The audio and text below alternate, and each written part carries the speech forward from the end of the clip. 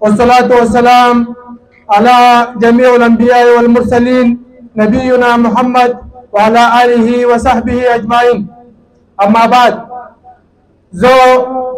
ستاسو ټولو ډېر زیات شکریه ادا کوم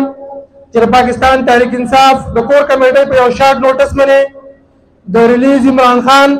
او د عمران خان د دې فلسفي سره د یکجهتۍ لپاره تاسو چې کلم تاسو ته نوټس میرا شعر تاسو ته اطلاع میرا شعر تاسو ماشاءالله خپل کارونه پرېږدي او په یو ګڼ تعداد باندې راغلي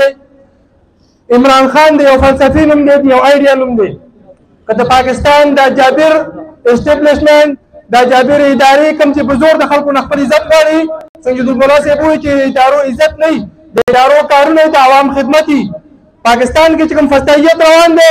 نن سبا کې ماشاءالله هغه پخوانی دور نه دی دا 20% ده او په 20% کې خلک د مشرانو نه زیات تیز دی کامن سنس کوم چې اشرف المخلوقات سره پاک انسان ته ویلي هغه اشرف خپل انسان کې هغه شعور راوستی دی او کامن سنس خپل استعمالوي او پته وته چې پاکستان کې د ظلم بربریت څوک کوي او د هغې خلاف موږ هیڅ قسمه غیر قانوني اقدام نه کوو دا زموږ آئیني حق دی او زموږ